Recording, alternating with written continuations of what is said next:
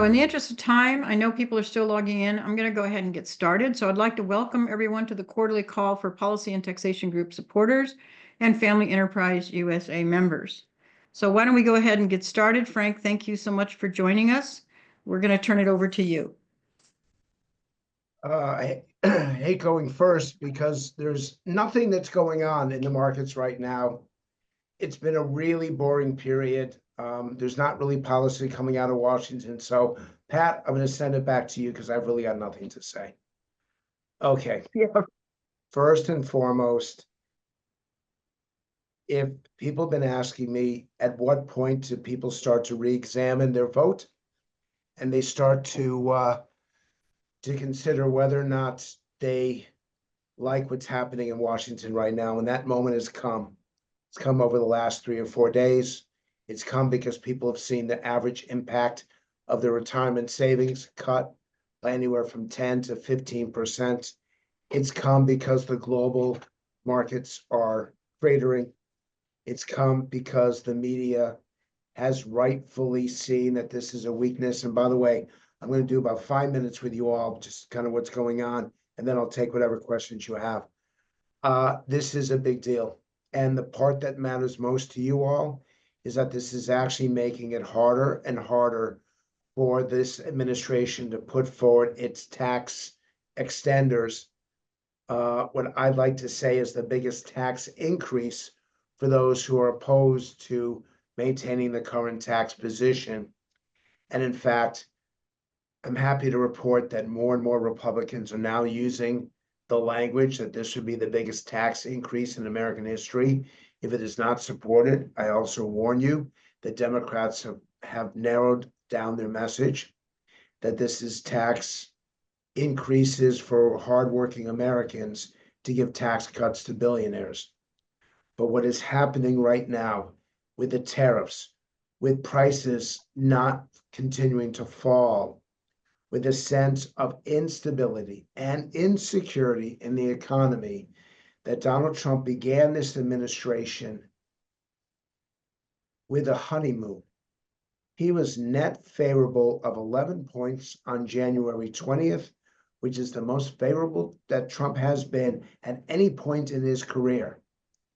And now it's negative 13, and it is because of the tariffs, it is because prices have not fallen, and it's going to have an impact on the ability of House Republicans to pass the Senate legislation. It's going to have an effect on Senate Republicans aligning with the House. And in the end, we're all just sitting here waiting to see what happens. I'm going to use a phrase that Pat's going to wince over, but frankly, Washington is once again a shit show. And this time it is the Republicans who are contributing to it. And this time everything is at stake. So let me give you 5 things to watch for going forward, and then I'll take your questions. Number 1, there is a deadline. There is going to be a debt ceiling deadline that's approaching this summer, which is why it is so important that they continue to do the things they must do to further the efforts on the budget, to further the efforts on tax legislation. It is going to be threading a needle, but they have to move it forward, and they've been unable to do so. Number 2, the context for pushing this forward has now been set. That at a time like this, you don't raise taxes on anyone. At a time like this, you need more money in the markets, more money for the public to spend as they see fit, more opportunity for family businesses like those who are represented here. We need more, not less. And that context has also been set. Number 3, it's the holy trinity of the media, the court system, and the special interest groups that are working against extending these taxes. And I see it and I feel it. I was back in Washington last week, and they're getting their mojo together. They're getting their shit together because there's a weakness in this administration. And one final point. you are not going to see the kind of tax cuts in the areas that we're all working towards if the markets are 15% lower than they were on Inauguration Day. So Pat, the last time I did a presentation for you is pretty happy news. Things were looking pretty good. I gotta tell you that things have changed over the last 96 hours. And I'm unconvinced that they're going to change back because people are digging in their heels. And while some countries have come to the negotiating table and Trump can claim some victories, there's too much devastation financially for me to believe that we're in a strong position right now. I'm very happy about who's been shared the information of the work that you all did, about where the public stands on family businesses. And I'm pleased to see some people adopting that language already on these Sunday shows. But I'm even more displeased about the market instability and what has happened over the last 96 hours and the consequence of that on getting the policies you want done. So this is a pretty quick overview. I actually beat the 5-minute mark, but I got time to answer questions from you all. Be afraid, be very afraid. Pat? So Frank, I'll ask the first question, which is, okay, the tariffs, we knew this was going to happen initially, but it's No, been such a hold on. short time horizon. We did not know that it was going to be this deep. We did not Okay. know of China going to pass a tariff on everything just as dramatic as us. We did not know that the entire world was going to turn against us. We did not know that every market was going to collapse over 48 hours. Now they've steadied. There's a base to this. Has anyone found tariffs are a good thing? Yes. The Secretary of Commerce. Yes. The Secretary of the Treasury. These business people who are advising Donald Trump do not have the guts to say, sir, we've made a mistake. This is a very blunt conversation with you all. They did not expect it to be this dramatic. So I apologize for interrupting you. I need to stop doing that. But it's deserved because it is that significant and it's going to have that much of an impact on what you're trying to do over the next 3 months. So is this what you mean when you say the weakness in the administration, that there's no one there that can tell President Trump that this is a bad idea or that it should be curtailed? They believe this. The person who makes economic policy is the Secretary of the Treasury. The number 2 person who's often the number 1 when it comes to language is the Commerce Secretary. You've got Peter Navarro saying everything's fine. The only person who is challenging this is Elon Musk. And unfortunately, he has less credibility today than he's had at any time since he jumped on the Trump train. And he's fighting with everyone in the administration. And he's fighting with them because while people want cuts to government bureaucracy, they do not want cuts to government services. And they're concerned that people are getting fired for no cause. They're taking a sledgehammer when a scalpel is more appropriate. And I've been saying this on CNN and CNBC and Bloomberg. And I know it's being heard within the White House, but no one says, stop doing this. And it's having damage. I know, by the way, that some of the people on this call are big donors to the Trump campaign. Guess what, y'all? I usually am saying to you, talk to the Democrats. I'm now saying to you, pick up the phone, call the people you know in the administration, and tell them that it is not having the impact you thought it was going to have, and this is really damaging. Because the money is not going to be there for the things you need, and this is the only time you're going to get this opportunity, because at this point, the Democrats, now that they got their sea legs, thanks to Cory Booker, I think the Democrats are taking over the House in 2 years. So we have to do this right now. So what is the message to President Trump? Is it, rescind all of these tariffs? Is it modify it? What's the answer? Do it one at a time. Bring your allies on side. Taiwan is not your enemy. Israel, my God, we're giving all this money to Israel and then we're tariffing them double digits. Why? Why are we having a fight with the neighbors to the north and to the south? Why are we at war with a country with a special relationship, the UK? Our enemy is Russia. Our enemy is China. Our enemy is Iran. And our enemy is North Korea. Though, and write it down. Those are the 4 countries that should be bearing the brunt of this economic effort. And it is deserved, but not for people who are fighting alongside us, not for people who for decades have had our backs and we've had theirs. Go it one at a time. And by the way, I hate the message go slow, because that's not what this administration is about to, it's not about their approach. They really are about flood the zone, and they're correct. They've had more success.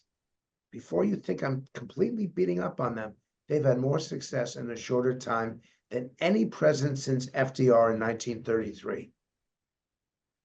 But they're also beginning to have losses. They're also beginning to see a cratering in their support. And Pat, I don't care about Republicans. I don't care about Democrats. I care about independents. And the independents are leaving this administration as fast as they can change their minds.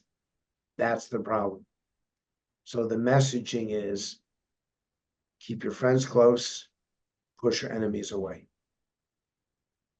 So I am really glad you brought up the tariffs, because all of our family businesses are concerned about them, or at least most of them are concerned about it.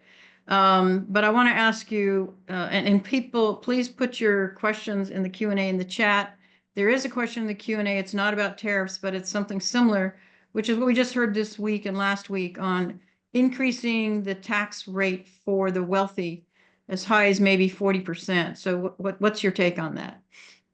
There's no, I don't know any Republican in the House or Senate who vote for it. Literally none. So if he decides that he wants to do it as a way to be a populist, as a way to appeal to these people, he's going to have no takers. But that approach can have a souring impact on all the other things that you're trying to do.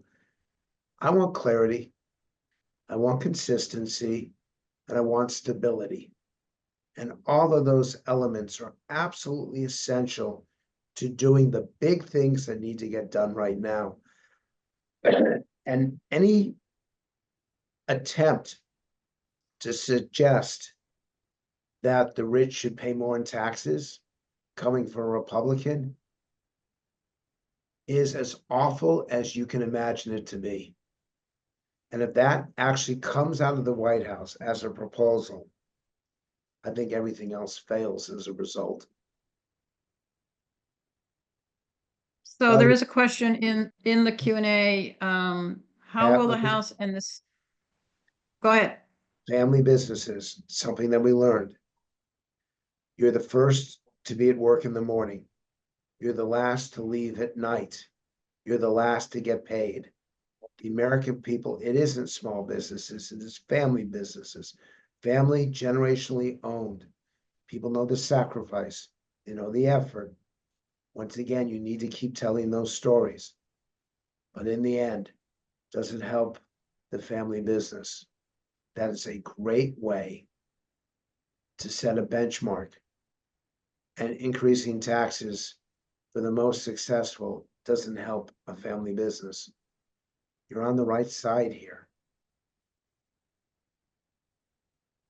Republicans have to keep that message consistent, no matter how much the president careens from side to side. I'm sorry for interrupting.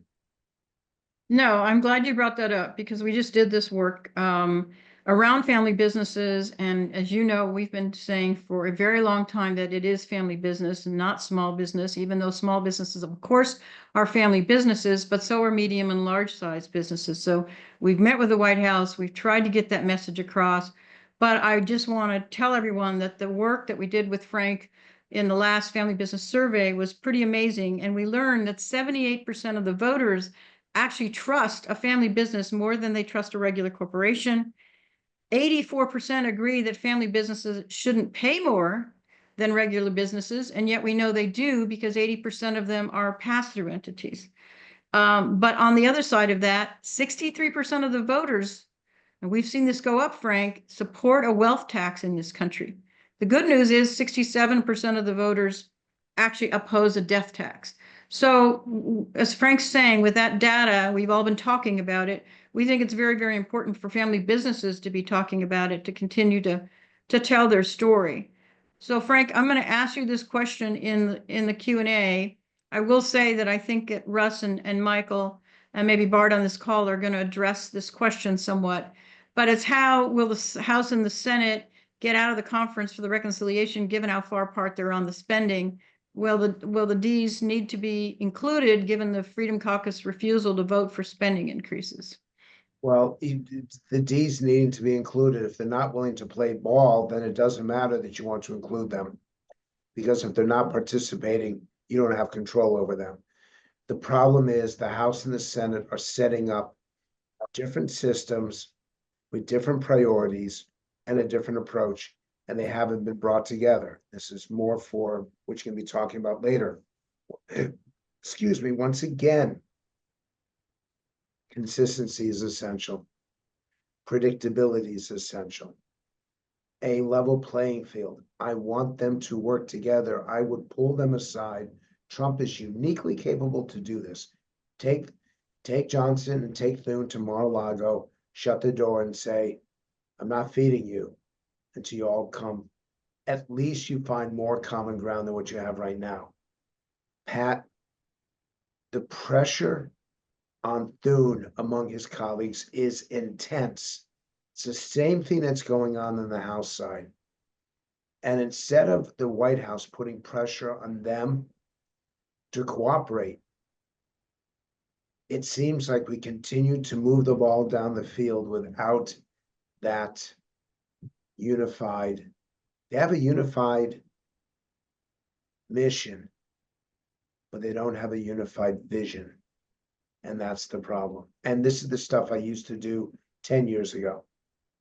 They used to have me get in the room with both sides, but I don't do that anymore. And they don't gather together anymore. So it's very hard to do. And I'm hoping that your other guests will have a slightly better news than I do, but I'm just hearing that they're simply not on the same page. Well, thank you for that, Frank. That grim news. You're right. Wasn't as optimistic as last time, but we all know that you're a pessimist. So we put that in perspective. Don't dismiss me for that way. Because look, even paranoid people have enemies. Even pessimists have things go wrong. We are in a problem. And if I was looking at your group right now and asked them how many of you are worth 10% less than you were 7 days ago, there's a reason to be pessimistic. Yeah, I understand. I agree. All right. Well, we know your time is limited, so we thank you for joining our call today. Appreciate it. Thank you. We'll see you in DC in May. Take Excellent. care. I'll see you guys. Bye-bye. So now, Russ, I'm going to turn it over to you so you can introduce our guest. Great. Thank you very much, Pat. And thank you to all those participating today. We're honored today to have one of my colleagues here at Brownstein, Bart Rising. He's served on the Hill for a very good while. And he rose very quickly through the ranks to be Majority Leader Scalise's Deputy Chief of Staff. He built relationships with all the House Republican members, and is an expert on how to get things done in the House of Representatives. And so thank you, Bart, for joining us today. And you've heard Frank Luntz, and he's not feeling optimistic right at this moment. Tell us what you think is happening today, and tell us how the Speaker Scalise and Speaker Johnson and Majority Leader Scalise actually deal with this caucus conference and those that have different views of what they'd like the budget resolution to say. Yeah, thanks, Russ. And I'm happy to be joining all of you today. As Russ said, I was on the Hill for a little over 14 years. I was in House Republican leadership for 11 of those years. So I understand the current makeup of the conference quite uniquely. What I'll say is I think that the leadership is taking things day by day, problem by problem. You know, this is a wily bunch, especially on the House side, that they have to contend with. Obviously, the president will be meeting with a handful or more of those members here this afternoon to shake loose the disagreements on the budget resolution. My take from talking to friends in leadership right now is this is a zero fail mission. And I've said this to my colleagues at Brownstein and our clients for the last few weeks. This thing could die several deaths before it gets done. So fret not if we're witnessing the first death, right? This disagreement over what the Senate passed on Saturday versus, you know, where some of these House members' positions are. But I think everyone in the conference knows, and I think some of the guys on the far right that are saying we're a no on this today, let's see what they say after visiting with the president, point number one. Point number two, I think they would privately concede to you that they understand that this has to get done, that the president is very strong in our party right now, speaking as a Republican, and they understand that going against him and slowing down the agenda he wants passed is perilous for them to do. So in that, you know, they understand they have to get on board with the team. Now, that doesn't mean they can't, you know, bellyache and moan and have to be drugged to that conclusion, which I think is what you're seeing play out now. But everyone knows that there's a short window here to get this thing done, because you want to get it done if you're a Republican, because you want the positive effects of it to be into the economy as quickly as possible so that the vulnerable members can go home and say, look at the economy. We did that. They need something tangible to point to in the midterms, because obviously the deck is stacked against you in the midterms. If you look historically, the party in power over the last 100 years has defied those odds twice. I think, you know, look at what economy. Yeah, I get that. But I think that, you know, the president has said you got to take some medicine that'll be a little uncomfortable to kind of get to the other side. And I think that's what you're seeing right now. So Bart, is it, are the people that are resisting, can we really narrow down to sort of one of three things? Is it those who maybe don't want big Medicaid cuts, those who really do want lots of cuts to make sure we're reducing the deficit, and the members who don't like that $10,000 cap on state and local taxes? Does that cover the basic waterfront, or are they very individualistic in their concerns? No, I mean, I think you just covered the three groups that the leadership is on the House side is currently dealing with, right? The Medicaid cuts is a beast in and of itself. You've got some folks that are still around from 2017 when we tackled healthcare reform, and some of them lost and came back, and they would tell you they lost because of that healthcare vote. And so there is a little heartburn when it comes to the Medicaid cuts.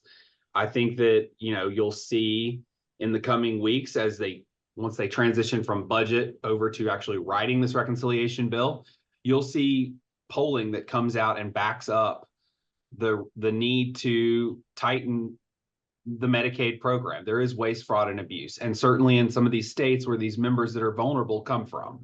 And so I think you'll see them highlighting those. And the argument they're going to be successful on making is that they're looking at strengthening the program so that it lasts for the people that it was intended to. So that's point number one. I think you've got some on the far right in the Republican conference that don't believe that their position will win out in the end over the Senate and the number of cuts. And I think that's what you see the heartburn right now on, is they don't actually believe that that'll happen. So that they would take some tough votes and say, we got to cut $2 trillion out of the federal budget. And then in the end, the Senate will only be able to cut $1 trillion or some lesser amount. And so they will cast a tough vote but not actually see the savings in the reduction of the deficit. Yeah, they just don't believe it'll actually happen. They think that they'll, you know, get jammed by the Senate on that. Now, look, they stuck together on their budget vote a few weeks ago, and they jammed the Senate, right? And we haven't seen the House jam the Senate in quite some time. And as a former leadership staffer, it makes me yearn for all the things we could have done over my 11 years in that building had we stuck together, right? That was always the message to these guys. Let's stick together and you'll see what we can get done. And they never did. Well, they finally did. And look what happened. They jammed the Senate in a lot of ways. So I think that you will see leadership lean heavily on that message again, and they're going to lean heavily on the president to help deliver these members. So I think it'll be an interesting next 24 to 36 hours in the House of Representatives. All right, Pat, did we have any questions for Bart? We have some questions that I think any of the team could answer, but certainly Bart. So he's asking about the 199A and the rate cut, increasing that top rate. So what do you think about 199A actually surviving? And I think the question is there a chance that 20% could go up? I mean, we were on a call about this a week or so, right, Russ, ago? I mean, I think there's a lot of people in the Republican conference that recognize that 199A, small businesses are the backbone of the economy. So I definitely think that you will see a willingness to do what we can. And, as a nod to whoever in the chat just said what economy to me earlier, I think you'll see a little bit of a nod to trying to protect that as best as we can, seeing how a lot of people haven't fared so great over the last few weeks as the president, embarks on this rebalancing of the trade around the world. But I have not heard that 199A is in a bad position. Now it might stay the same, but I think that by and large, the Republican base recognizes the value of a strong small business sector in our economy. And I think that, especially as they slant more to the populist side, that plays in your favor, right? Because they're maybe less concerned about big corporations and more concerned about the mom and pops of the world. So I have a question for Bart, which is, can you give us an estimate of a timeline? We're all concerned how long this is going to take to get done, and maybe you could walk us through that. Sure. I mean, I think that all depends on how the next couple of days go here in DC. The speaker and the majority leader have laid out a very aggressive timeline in the House, right? The committees have already been pre-writing in essence. I mean, the majority leader started last year instructing committees to get ready for this when everyone thought they were crazy for saying they were going to have the majority in the House and the Senate and the White House. So the House is leaps and bounds ahead of the Senate when it comes to the actual policy writing of a reconciliation bill. The speaker and the leader have laid out a plan to have this thing to the president by the Memorial Day recess, right? So that's 4 weeks post the Easter recess that we're almost upon to get it done. That's a very aggressive timeline. Do I think that timeline holds? No, I don't think they get there on that timeline. I do think it is very possible that timeline stretches into the summer. I think they could get it done. I've told people publicly, I've said by August recess. Privately, I think that they could get there by July 4th recess. So we'll see. Well, and I'll give you one last. I know that your time's limited, Bart, but one last question, maybe if you have an answer to this, if not, understandable. Any truth that Trump has threatened to find primary challengers against Republicans that don't support his agenda, and that Musk will finance those campaigns? I haven't heard it straight from the horse's mouth. I certainly think that we have evidence from previous years that show that, he has a stomach for that. But I think we'll see. I think, a lot of people throw their hands up in the air and say, I'm a no, I'm opposed, because they want attention and they want time with the president. And so my thoughts are a lot of the folks that are publicly no right now are looking for that attention, and I think they're going to get it here in the next couple of days. But yeah, I mean, I don't think this president's shy about using his power where he can. And so, but I don't have evidence directly that tells me that, but it wouldn't surprise me either, I guess, is the short Okay. answer. Well, thank you very for that. much, Bart, for joining us today. We appreciate your insight. Glad to have you here at Brownstein. I hope to have you back someday. Thanks so much, Pat. Everybody, thanks for having me. All right. Thank you, Bart. Take care. Bye. So Russ, I see that Preston has now joined, so I'm going to turn back to you to have you moderate a discussion between Michael and Preston and yourself around what is happening with just budget resolution process and how's it going to lead to the reconciliation process, a little bit around the timing as well. And what do you think is going to be included in the package? What things are going to be left out? And give us your insights. And there was a question in the Q&A around Section 174. So I don't know if you can comment on that or not, but I think any insights that you have would be most appreciated.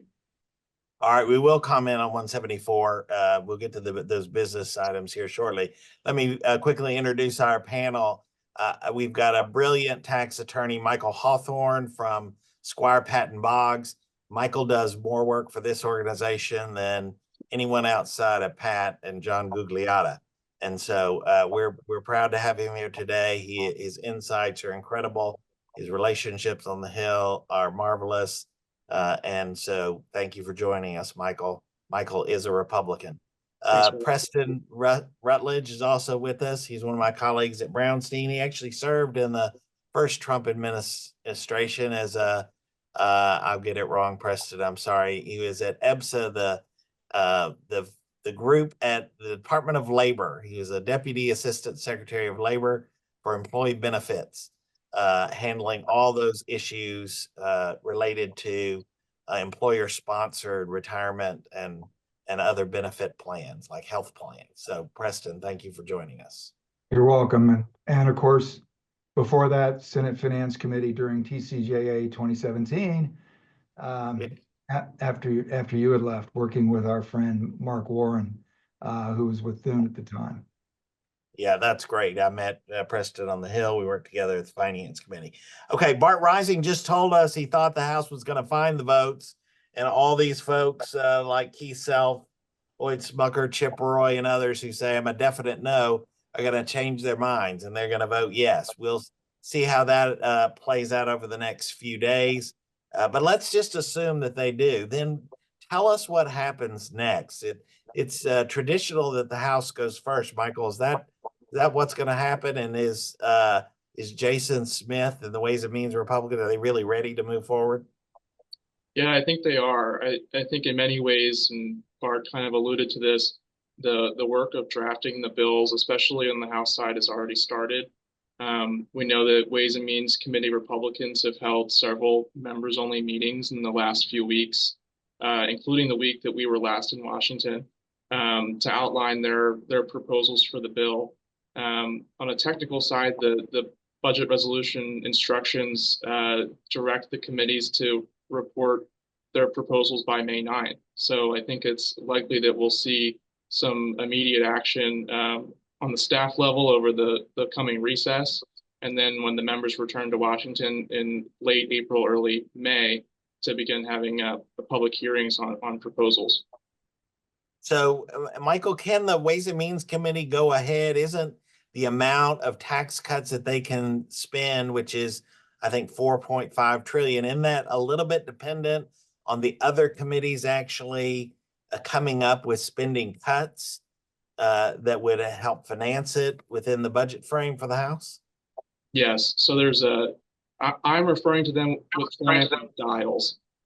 So there's an incentive in the budget resolution to reach a $2 trillion spending cut. The difference above 2 trillion gets tacked on to the Ways and Means Committee instructions. And if they fail to meet that $2 trillion target, there's discretion for the budget chairman to revise the Ways and Means number down. So I think there's going to be some communication among the committees. There's several committees that have instructions in the reconciliation instructions section. But I think, like I said, and like Bart alluded to, these chairmen are already having these dialogues. They're identifying areas where they may have untapped spending cuts. So I think they're going to work closely on this, and they'll know about where their target is. Okay, great. Let's move to the Senate side. Preston, the Constitution says that the tax revenue measures have to start in the House, but it doesn't say that the Senate has to wait until they're finished. Tell us sort of the thought process. You work for Chairman Hatch, you work closely with Crapo, you know how they think. What is their thought process? How quickly do you think Finance Committee in the Senate will move forward? I do think they'll wait for the House. They will wait for they want to wait for the House. They hope the House Ways and Means Committee will do their markup the first week of May, or if not the week before, but probably the first week of May. And then it gets across the House floor. The Senate likes to receive the tax bill from the House floor. And then they ultimately, when the time comes, they keep that bill title, that bill number, and they strip it out and they pour the Senate document into it and send it back to the House for a final vote. That's classically how it happens. There's a lot to happen after the House finishes, but they will prefer, I'm sure, to let the House finish, and hopefully that's in May. And as soon as it lands in the Senate, then it turns into the Senate process, the reconciliation legislative process, Finance Committee markup, parliamentarian briefings, you know, right and left. They finally get it onto the floor. And I think their target, although this may be a little inconsistent with what we might be hearing from the White House in the last few weeks, I believe the Senate target was to sort of finish their piece in early to mid-June, get it back to the House, and get something to the president's desk by the end of June, on or before July 4th recess, not wait until August. If it goes according to what I think would be the procedure they were thinking, that's what I think would happen. I do know the president has said he wants a bill to sign by Memorial Day, at the end of May, but I don't know that would really be feasible. But I think it's feasible for the House to finish by the end of May and for the Senate to pick it up and then be finished by the end of June. That is breakneck speed, by the way. Even that is in breakneck speed, but I think there's a lot of motivation to get it done. Thank you, Preston. Let's move on to the substance then of what's going to be in these bills. I'm going to ask you a difficult question. Which of the TCJA priorities do you think is most likely to not be extended at all, or to be extended but in less than complete, full 100% fashion? And I'll give you some choices here. I'll include the 174 expensing of the R&D expenditures that we've had a question about, but I'll also say, would it be that, or would it be 199 Cap A? Would it be the AMT? Would it be the top rate for millionaires, or those in the 37% bracket, or estate tax exemption, or something else? Which one item do you think is the most in trouble? This organization under Pat's leadership has been fighting to extend all of them at their full 100% structure now, but which one is the most trouble? Michael, you go first. Russ, I think I'm not going to give you a specific provision. I think I'm most concerned about full retroactivity. I think there's a real risk that Republicans might heed President Trump's suggestion in his March address to Congress to make some of the expired business provisions retroactive to his inauguration day on January 20th. So that's what I'm watching closely. Okay, so you feel confident that bonus depreciation and expensing of research and development expenses and also interest expense will get reinstated at some level, but you're not sure to be fully retroactive back to January of this year. And do you think it'll be fully 100% going forward, just not retroactive? I think so, yeah. I think there might be a tailoring of some of the retroactivity in order to keep the costs down on that side of things and focus on growth moving forward. I think that's a comment that we've heard a lot in our discussions with staff is focusing on those pro-growth provisions. Okay, Preston, which one do you think's in the most trouble? So the ones you mentioned, I think I tend to be, I tend to think this might look a little bit more like 2012 when the Bush tax cuts expired or were expiring. And there was a big push to extend the individual rates in the Bush tax cuts. And the one thing at the end of the day they did not extend was the top individual rate. And of the list you gave, you just mentioned R&D bonus, 199 cap A, what have you. I think not extending the top marginal rate for the individual rates is maybe the one that would be most likely on the ones you listed to me. And there's a pattern for that in 2012. It's a heavy lift because they feel like they're allowing taxes to go up, even though it's on the top bracket. Yeah, so there were actually developments on this today where a guy named Andy Harris, Republican from Maryland, stated he was for really looking hard at and could support a 40% rate on people making over $1 million. There's also Tom Tillis from North Carolina, who's on the Finance Committee, expressed some openness to it. But I will point out he actually said, but there'd have to be an exception for those pass-through businesses that get taxed individually rather than through their business entity. I think that means he said he was saying if we're going to raise the top rate, we got to make corresponding adjustments to increase the 199A deduction, but we'll have to check on that. So I do think that's a very good point, because of the other ones you mentioned, the one that is constantly mentioned by almost everybody I've spoken to is making sure 199 cap A is protected, and allowing the top rate to go up hurts people the pass-through entities who pay their taxes on their individual return. You mentioned Andy Harris and the story today about creating a new bracket, a millionaire bracket at the top, like a new top bracket, and let 40% in marginal rate on million and above. People are sort of taking their posturing positions right now. There was a meeting at the White House today. The president was meeting with congressional tax writers, and Andy Harris was invited, and he declined to go.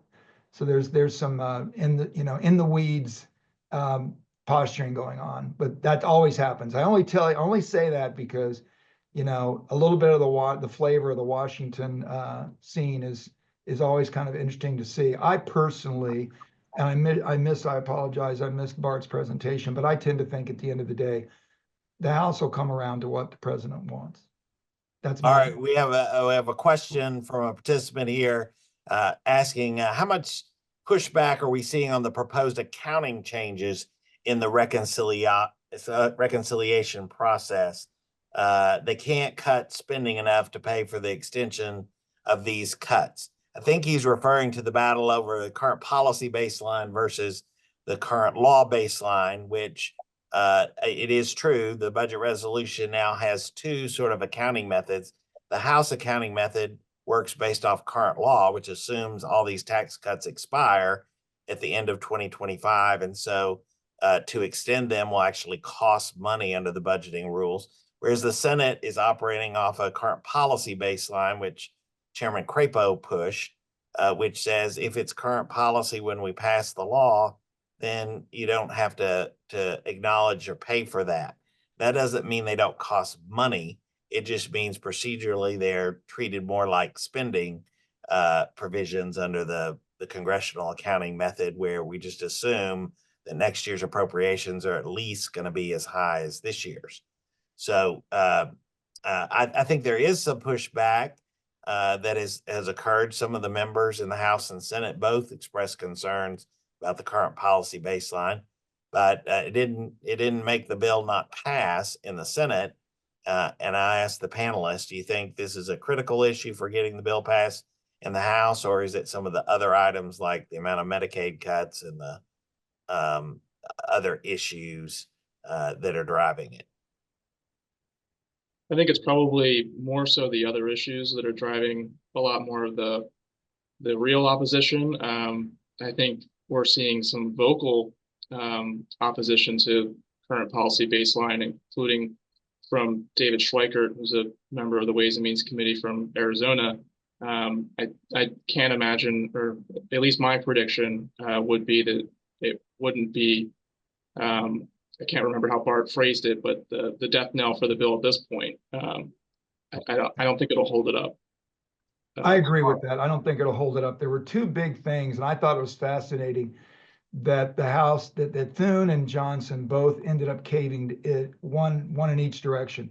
Johnson wanted the debt limit in their bill, which had to have a specific dollar number. Thune didn't want that. Thune ended up accepting that, and that's in the Senate bill. Thune wanted policy baseline. Johnson didn't want that. After the Senate was in the passing theirs, the Johnson came out and said, you know, we'll see if the Senate can do it, sort of saying we can live with that. I think the appeal of the policy baseline, which means you assume that this year's tax rates going forward and not going up, you assume that doesn't cost money to keep the current tax rates in place. You're not increasing them or decreasing them, just keeping them in place. The biggest appeal to that is it gives them a lot more budget space, headroom to accomplish the president's priorities. He has priorities that you do have to raise revenue or cut spending to accomplish. No tax. Okay, Preston, let me catch you there because that's what I want to move to, which is I think you're right that both chambers will accommodate some of President Trump's proposals, which are outside of TCJ on tips and overtime and Social Security benefits. Right. Why will they include those? Are they going to include them because Trump's demanding it, because they're good for the economy, because they're hearing from their constituents? What's the real reason, and how big do you think those cuts are going to be? I would say yes. They're doing it because the president wants it. He campaigned on it. He won, he won big. The Senate appreciates being back in charge. The House appreciates being back in charge. But also beyond that, think of the voter interest groups.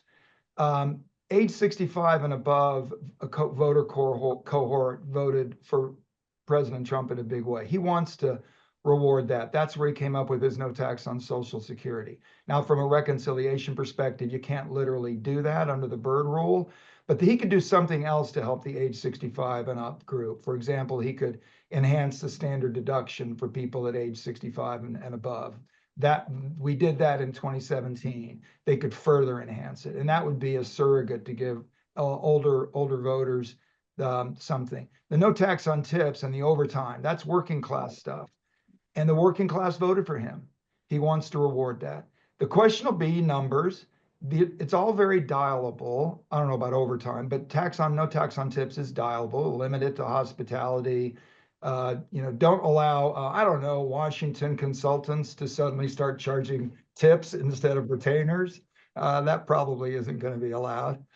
But that's why I think they know they have to put some of the president's proposals in there, if not all of them, and they need headroom to do that. And the policy baseline, if they win on that, that is the biggest single thing they can do to allow themselves to carry out the president's policies as well. All right, let me go to Michael. Michael, you heard Frank talk about the tariffs a good bit, and Pat is noted that all businesses in the U.S. are really concerned about this. Are those tariffs here to stay for the next 4 years, or will Trump actually negotiate with other countries and reduce them back to close to where they were? Maybe get their assistance in some other arena in order to cut that deal? I think some are here to stay, and I think some are capable of being negotiated away. I think President Trump genuinely views tariffs as a net benefit for the economy and for manufacturing. I think the auto tariffs are a great example of that. But I think you also see the president in the last 2 or 3 days kind of hinting at where there's opportunities for deals. So you saw this morning he called the acting president of South Korea and talked about energy purchases and LNG. He talked about energy purchases with the EU. So I think you'll see some of them pull away, including on Israel and other countries that Frank and you mentioned earlier. But some of these sectoral tariffs or these targeted tariffs, I think they're part of the new normal.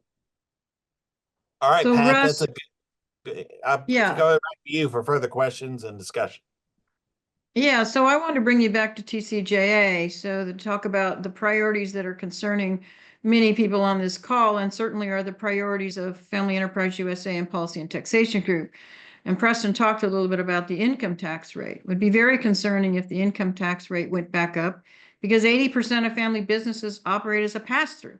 And maybe a big percent get to take advantage of 199A, but that's vulnerable as well. So income tax rate, we've talked a little bit about that. How about the estate tax? We haven't really talked about that. Bob Mancuso asked in the Q&A, what about Senator Thune's repeal bill? Does that really have legs? Is that really possible? He seems to have a lot of sponsors for it. And then some of the other concerns of the groups, Family Enterprise USA and Policy and Taxation Group, you've already talked about, which is R&D expensing, bonus depreciation, but capital gains is at play as well. So I'd like to address those issues, and let's start with the estate tax. All right, well, I'll take a cut and let the other panelists respond.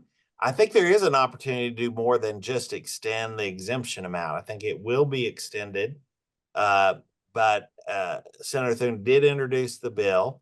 He has talked about it, and Senator Crapo actually mentioned it in a speech a couple of weeks ago as being one of the things he's hearing a lot from Republican senators about is, can we do more on the estate tax than just extending the exemption amount?